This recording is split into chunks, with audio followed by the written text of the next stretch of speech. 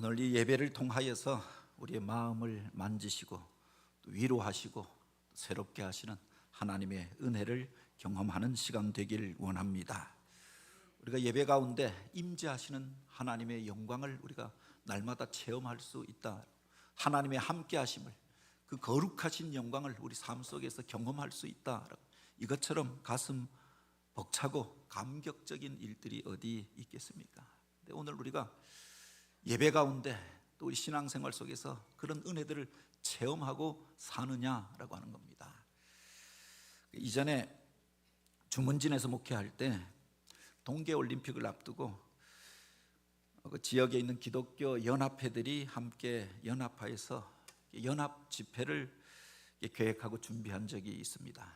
동해안 쪽에 여러 도시들이 있는데 속초, 또 강릉, 양양, 고성, 동해, 삼척, 그리고 시단위는 아닌데 제가 있던 주문진 기독교 연합회까지 8개 연합회가 모여서 동계올림픽을 준비하면서 8.15를 앞두고 나라사랑 축제라고 하는 것을 속초 엑스포 광장에서 이렇게 준비하고 개최하였던 적이 있습니다. 그래서 몇 달 동안 모여서 준비하고 유명한 CCM 가수들을 초청하고 또 휴가철에 동해안을 찾았던 사람들이 그곳에서 기독교인들의 문화를 경험하고 또 복음을 그렇게 경험하는 기회가 되었으면 좋겠다. 그래서 심혈을 기울여서 이 집회를 준비했는데 행사를 며칠 앞두고 태풍이 올라오게 된 겁니다. 그래서 제주도에 태풍이 상륙하였다. 그 태풍이 남해안으로 그렇게 한반도를 관통하고 올라갈 것 같아. 그러면서 초비상이 걸린 겁니다. 동해안의 모든 해수욕장들이 조기에 폐장을 하고 다 그렇게 사람들이 그렇게 태풍을 준비하게 되어졌던 겁니다. 비바람이 몰아치고 며칠 동안 비가 쏟아져 내리는데 몇 달 동안 준비하고 또 수천만 원 들여서 많은 돈을 그렇게 투자하여서 이 행사를 준비했는데 그 행사를 열 수 없는 형편이었던 겁니다. 그래서 극동방송에서 이 집회를 위해서 바로 기도해달라, 매일 저녁마다 중보 기도 제목들이 올라오고 교회에서도 같이 기도하였던 적이 있습니다. 그리고 당일이 되어졌습니다. 광고는 그날 교회에서 오후 몇 시에 출발한다. 교인들이 그래도 비가 오는데 무슨 집회냐, 그래서 많은 사람들이 못 갔지요. 버스 봉고차 2대를 타고 주문진에서 출발하는데 속초까지 1시간 조금 넘게 걸립니다. 출발할 때도 비가 내렸습니다.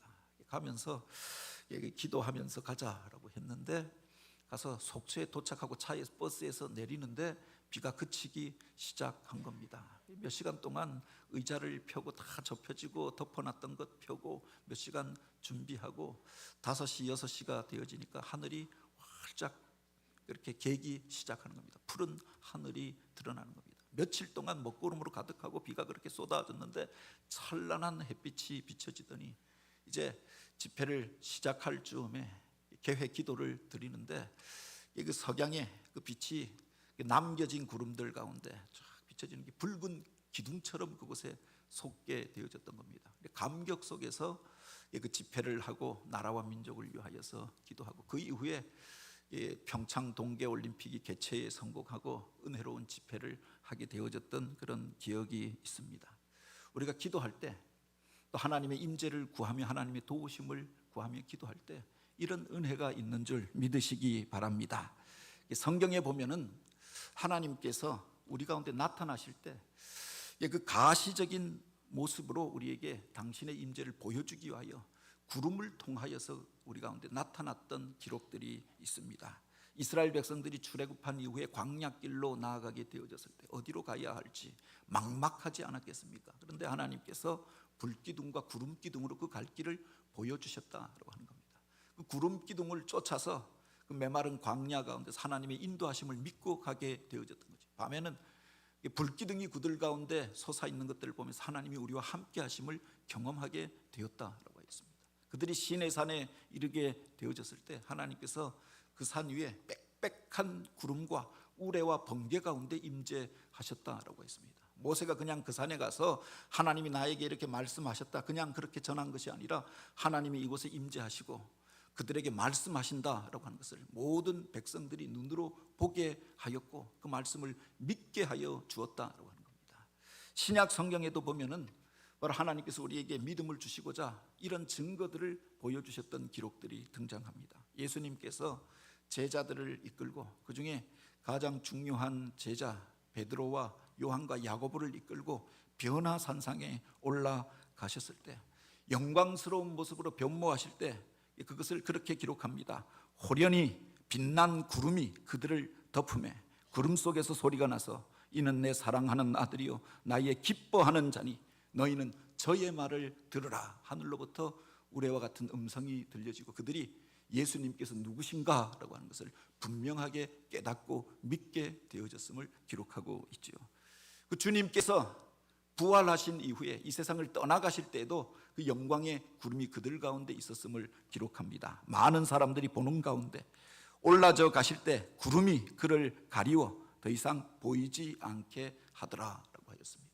하나님께서 바로 예수 그리스도를 이와 같이 부르셨을 때 이 땅을 떠나가실 때 영광의 구름 가운데 가려져서 더 이상 보이지 않게 되었다라고 기록하고 바로 그 천사들이 너희가 본 것처럼 주님께서 바로 이 땅 가운데 다시 오시리라. 그래서 뒤에 보면 요한계시록이나 베드로 전후서에 보면 구름 타고 오실 주님의 모습에 대하여 기록하는 구절을 보게 됩니다. 이 성경에 기록하고 있는 이 구름이라고 하는 것, 이게 우리가 세상 속에서 보는 무슨 흰구름, 뜬구름, 먹구름 이런 구름을 말하는 것이 아니라 그 신비한 하나님의 임재를 나타내는 쉐키나의 구름이라고 기록되어져 있습니다. 하나님의 임재를 경험할 때 이사야가 성전에 들어가서 세상의 답답한 일들로 인하여 탄식하며 기도할 때 그곳에 임재하시는 하나님의 영광을 체험하게 됩니다. 연기와도 같은 것이 가득하여 하나님의 옷자락이 그들 가운데 임하는 것을 보았다라고 하였습니다. 하나님께서 당신이 임재하심을 이와 같은 모습을 통하여 나타내어 보여주셨던 거죠. 오늘 우리가 읽은 이 본문에 보면은 바로 이스라엘 백성이 하나님이 명하신 대로 성막을 짓고 봉헌하는 그 자리 가운데 하나님의 임재를 나타내는 그 영광의 구름이 쉐키나의 구름이 그 성전에 가득하게 되어진 그 풍경을 오늘 본문은 기록하여 놓고 있습니다. 그리고 그 이후의 삶이 전혀 달라지게 되어졌음을 성경은 기록하고 있지요. 출애굽기 시작을 보면은 고난을 통하여서 시작되어집니다. 애굽에 내려갔던 백성들이 이제 세상의 정권이 바뀌면서 요셉을 알지 못하는 바로가 들어서서 이제 이스라엘 백성들을 핍박하기 시작합니다. 저들이 점점 번성하여져 가고 또 중요한 땅에서 이와 같이 힘을 가지게 되어지니 그들을 두려워해서 핍박하고 박해하기 시작하였던 것 아닙니까? 감독자들을 세워서 그들을 감시하게 하고 무거운 노역에 동원합니다. 어린아이가 태어나면 남자아이들을 잡아다가 나일강에 던져서 죽여버리도록 하였다.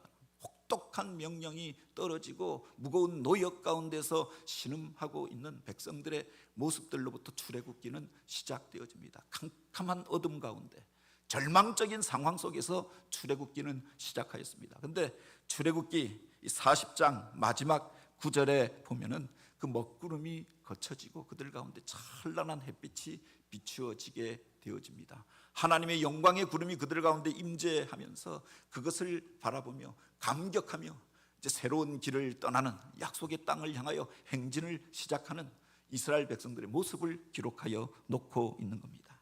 이 34절과 35절에 보면 그렇게 기록하고 있습니다. 모세가 회막에 들어갈 수 없었으니 이는 구름이 회막 위에 덮이고 여호와의 영광이 성막에 충만함이었으며 구름이 성막 위에 떠오를 때에 이스라엘 자손이 그 모든 행진하는 길에서 앞으로 나아갔더라라고 했습니다.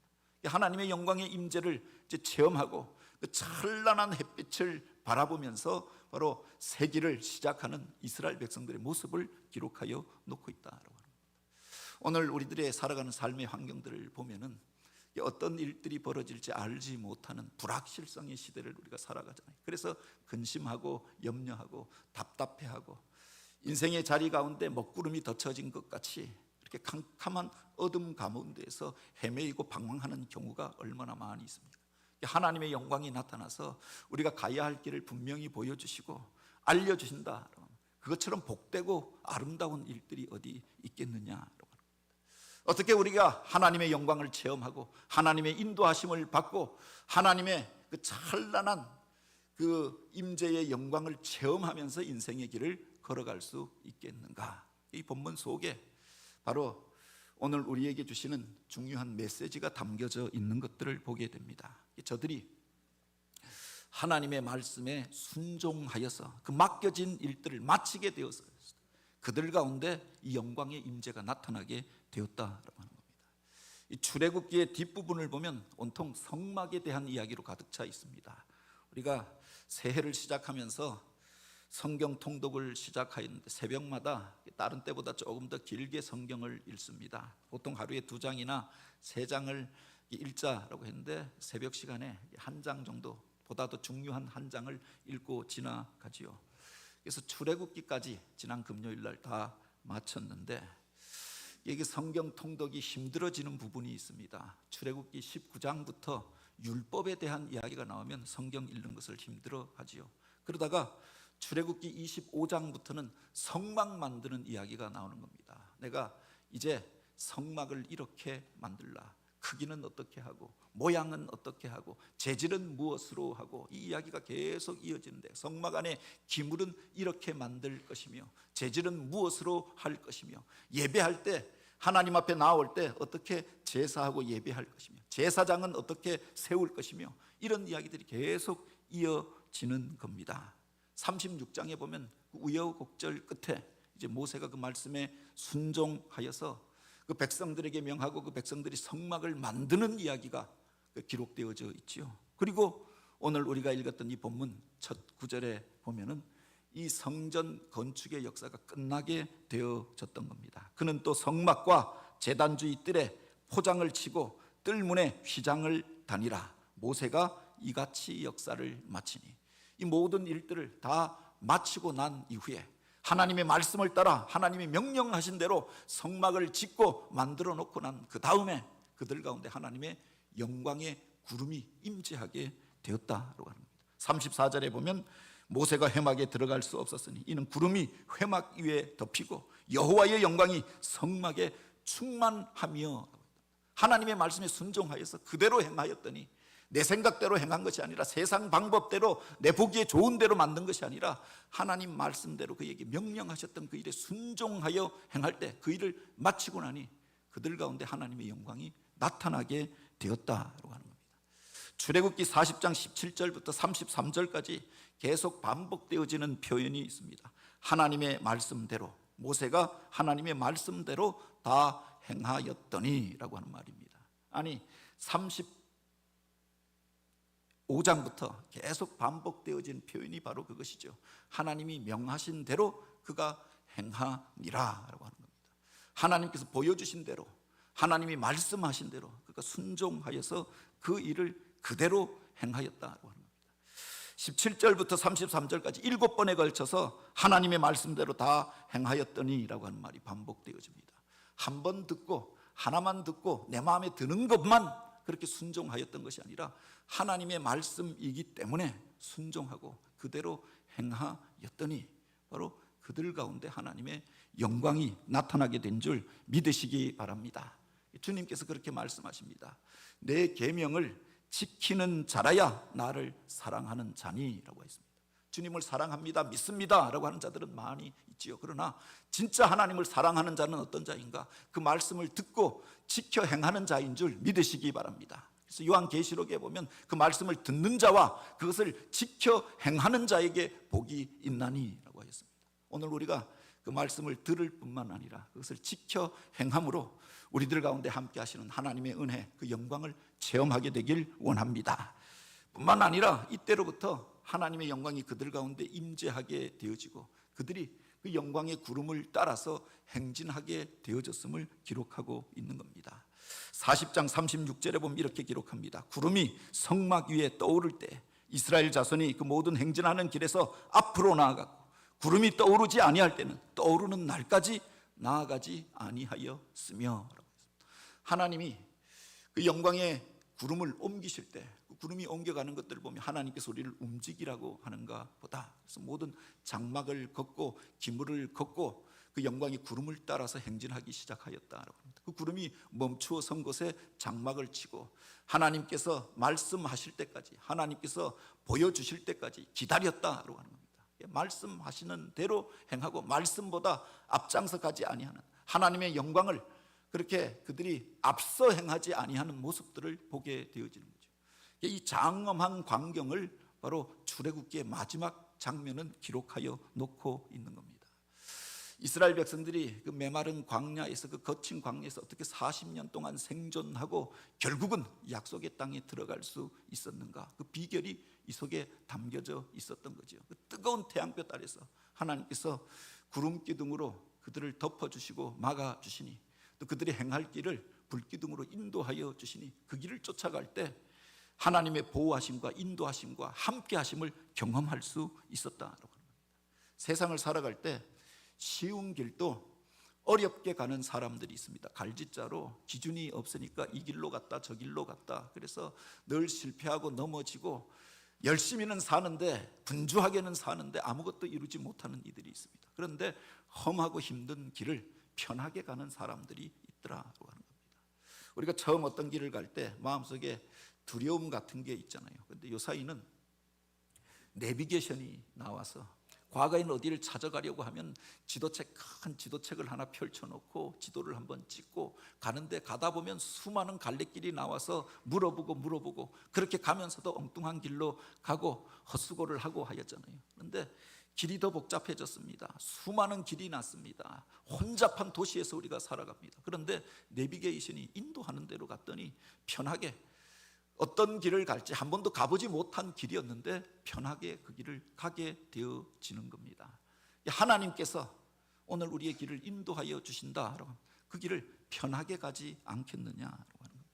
과거에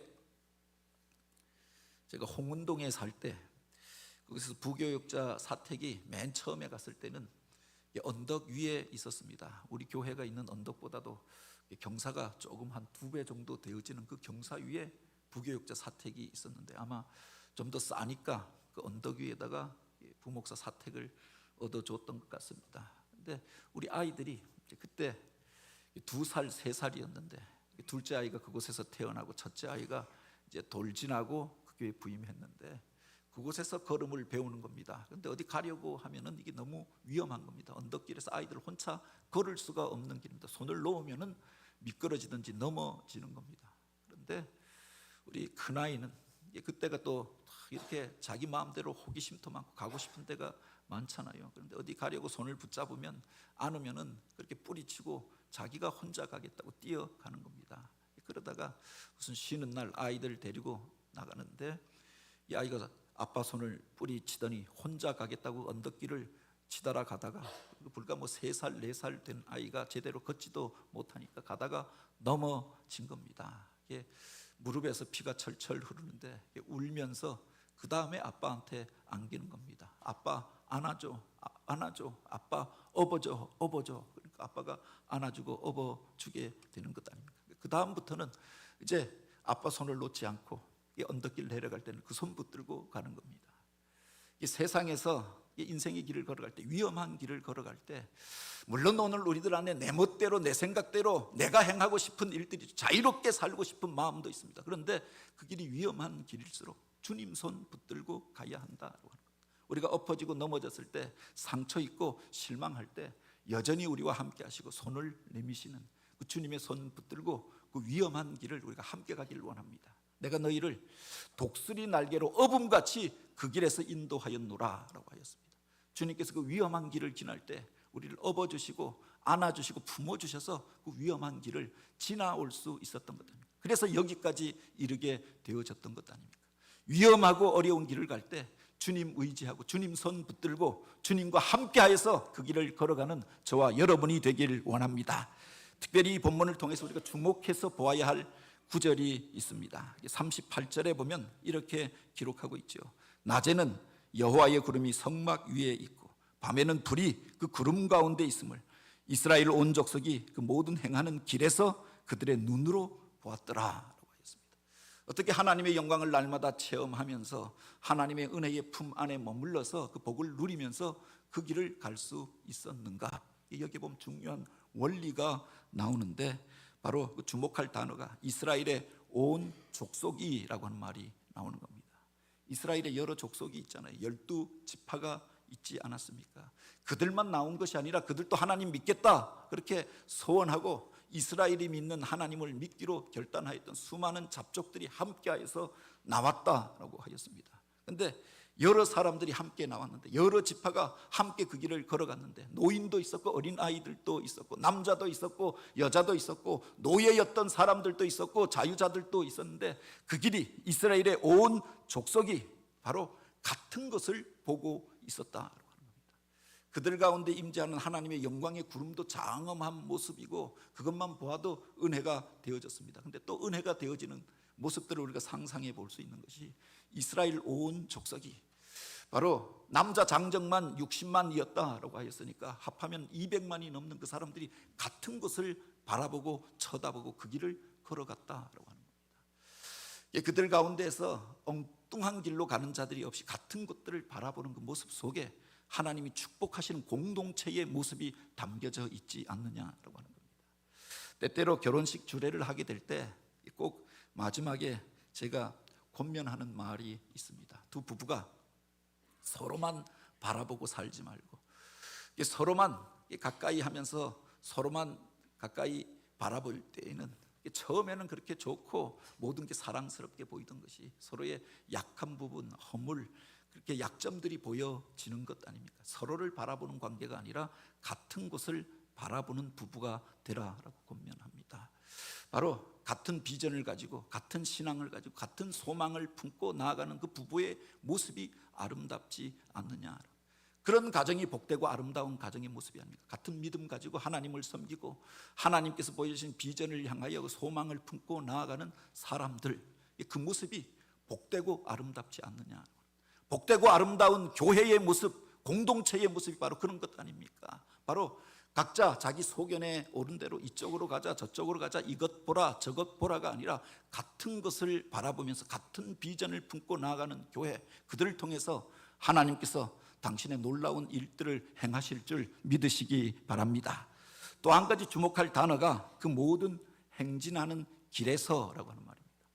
그들이 그 광야길을 지나갈 때 거칠고 메마른 길을 지날 때도 있었고 굽이길을 지나고 또 쉴만한 초장에 이를 때도 있었을 것입니다. 편하고 좋은 길에서만 하나님 의지하고 예배했던 것이 아니라 모든 길에서 거칠고 힘들고 어려울 때에도 하나님 의지하고 그 어려움의 과정들을 통과하고 지나갔다라고 합니다. 신앙생활을 할 때 오늘 우리가 그렇게 처음에는 뜨거운 열정을 가지고 시작했다가 나중에 가서 식어져서 그렇게 첫사랑의 자리 또 사명의 자리를 떠나는 경우가 얼마나 많이 있습니까?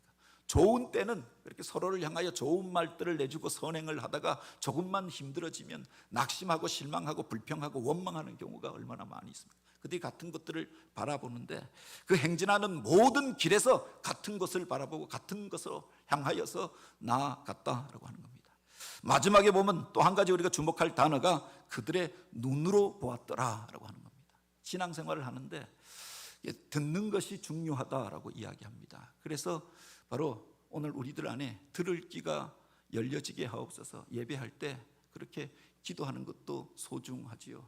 들어야 믿음이 생기고 들어야 그래서 오늘 우리가 그것을 알게 되어지는 것 아닙니까? 그런데 듣는 것보다 더 중요하고 소중한 것이 있는데 듣는 것으로 그쳐지지 않고 이것을 보는 것이 더 복되다라고 하는 겁니다. 들은 것은 잘못 들을 수가 있습니다. 시간이 지나면 잊혀져 버릴 수가 있죠. 수많은 사람들의 이야기들 가운데 잘못된 이야기들이 들려지기도 한다라고 하는 겁니다. 그런데 직접 그것을 보고 체험한 사람들은 그 믿음이 변하지 않잖아요. 그런데 광야길을 지나는 이스라엘 백성들이 하나님께서 그들과 함께 하심을, 그 영광의 구름이 그들 가운데 머물러 있음을 모두가 보았고 그들의 눈으로 확인하였다라고 합니다. 하나님이 우리와 함께 하시는구나, 하나님이 예배하는 그 자리 가운데 임재하시는구나, 이것을 눈으로 보고 체험하고 그래서 하나님의 말씀을 쫓아 행하는 삶을 살게 되었다라고 합니다. 여기에 영광스러운 공동체의 모습이 담겨져 있는 것이 아니냐라고 합니다. 오늘날 우리가 격동하는 세상 속에서 살아갑니다. 과거에 민족의 희망이 되어지고 또 하나님의 거룩하신 영광을 이루어가던 교회가 어느새 그 성장이 멈추어지고 또 어떤 경우에는 세상 것들로 인하여 요동하는 성도들의 모습들을 보게 되어집니다. 어떤 경우에는 세상에 빛이 되고 희망이 되는 것이 아니라 근심거리가 되어진 모습들도 보게 되어지죠. 얼마 전에 무슨 뉴스에 보니까 수많은 가짜 뉴스들이 세상을 범람하고 그 속에 격동되어진 사람들이 분쟁하고 갈등하는 모습들을 비추어 주는데 그 이면에 거짓된 뉴스들이 사람들을 통해서 번져간다라고 하는 겁니다. 그런데 사실은 순수한 마음을 가진 사람들이 그 이야기를 그대로 듣는 것 아닙니까? 그리고 내가 사랑하는 자들에게 그것을 전하여 주는 거죠. 그런데 기독교 커뮤니티가 이런 것에 많이 사용되어지고 있더라라고 합니다. 오늘 우리는 무엇을 듣고 무엇을 쫓아가고 있습니까? 새해를 시작하면서 말씀이 삶이 되는 교회 표로 삼은 이유가 바로 여기에 있습니다. 세상의 다른 이야기가 아니라 사람들이 전하여 주는 말들이 아니라 하나님의 말씀에 근거한 교회를 세워가고 그 안에서 우리들의 신앙의 길을 우리가 찾자라고 하는 겁니다. 다른 것들로 인하여서 오늘 우리가 흔들리는 신앙이 아니라 말씀 위에 우리 인생의 집이 지어지고 우리 인생의 길이 보여진다라고 하면 세상 것들로 인하여 흔들릴 일들이 없지 않겠습니까?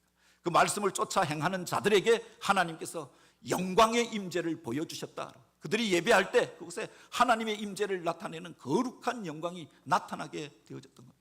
그 영광을 체험한 사람들은 세상 것들로 인하여 더 이상 흔들리지 않게 되어졌던 것 아닙니까? 원하고 바라기는 우리가 말씀을 쫓아 행할 뿐만 아니라 그 말씀 가운데 임재하시는 하나님의 영광을 예배 가운데서 체험하게 되기를 원합니다.